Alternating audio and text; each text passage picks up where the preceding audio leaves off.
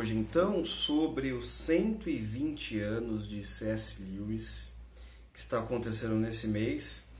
E como vocês sabem, eu falo bastante no canal sobre o C.S. Lewis. Eu quero falar um pouco hoje sobre a sua vida, as suas influências, como ele se converteu, o seu ateísmo e os livros que ele lançou.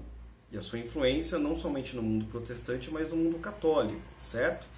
Então, em primeiro lugar, C.S. Lewis nasceu ali na Grã-Bretanha, teve uma infância razoavelmente boa, aquela infância, né, de uma criança que está aprendendo os princípios cristãos de vida, e ore, etc. E sua mãe morre, e ele falece, né, e ele tenta, ora e Deus não responde.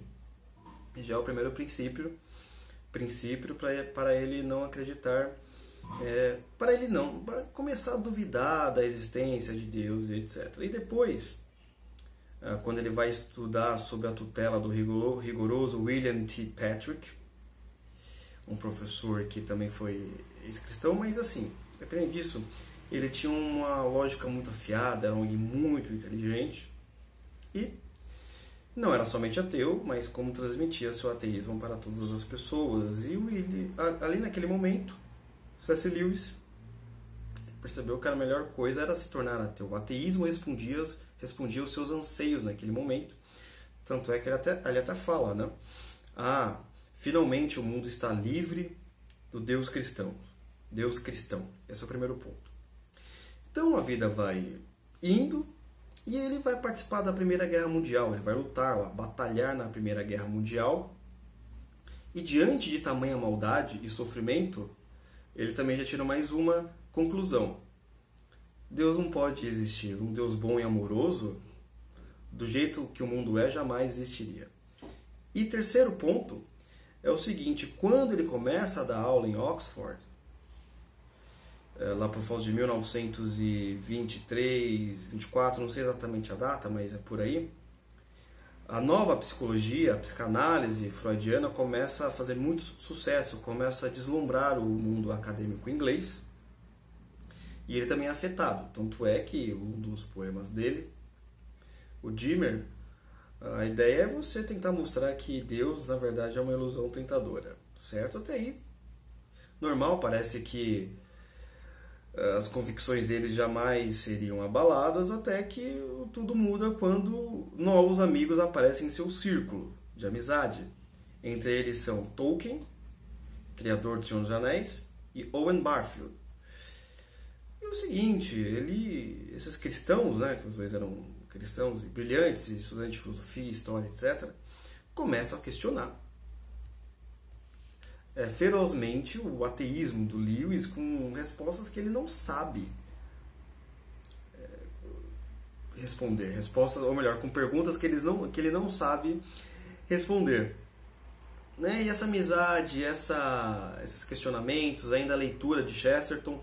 Se você não leu Chesterton, você tem que ler, principalmente Ortodoxia, que é um dos livros que Lewis leu, e as leituras do George MacDonald, que foi provavelmente reverendo, ele foi reverendo, mas o campo literário do George MacDonald sobre fantasia, a imaginação moral, também foi muito importante para essa influência.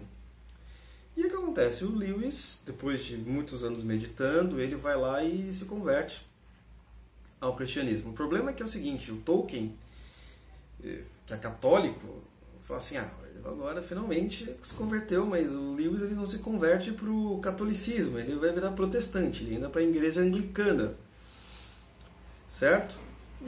Até aí, mas nesse período, antes de ele entrar para a igreja anglicana, né, quando ele fala assim, não, Deus existe, em primeiro lugar ele vai passar do ateísmo para o teísmo, né? Ele ainda não é cristão, ele só começa a acreditar em Deus, então ele é um teísta.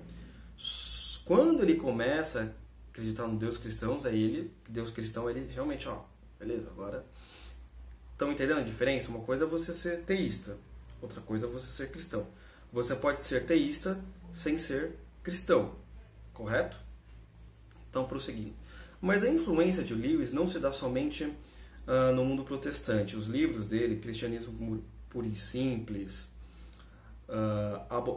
Abolição do Homem, Cartas do Diabo ao Seu Aprendiz, fizeram muito sucesso também no mundo católico e ortodoxo.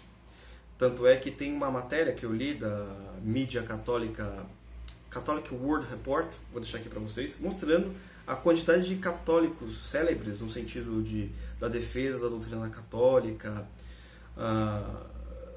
da defesa da doutrina, da defesa da ideia que o catolicismo realmente é a única igreja, etc.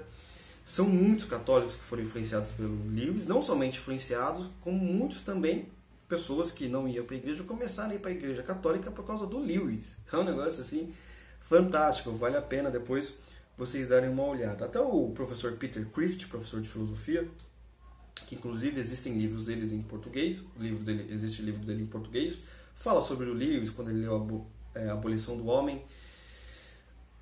Ele começou a sair das suas selvas, né, da sua escuridão, das suas confusões internas e começou a ir para a luz.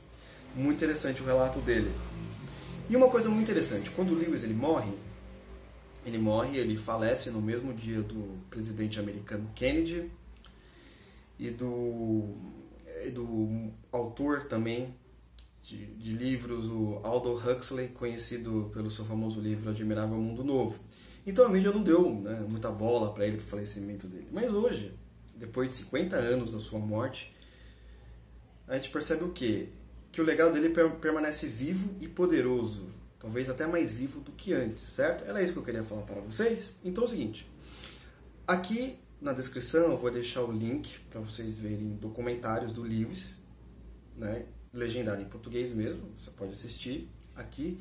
Também para você comprar o livro da biografia dele, aqui na descrição, Surpreendido pela Alegria, da autobiografia que ele mesmo escreveu.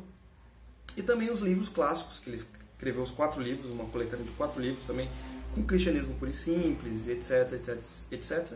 E também mais o livro do Chesterton, que é a Ortodoxia. Vale a pena ler, ok? Então, até a próxima, pessoal.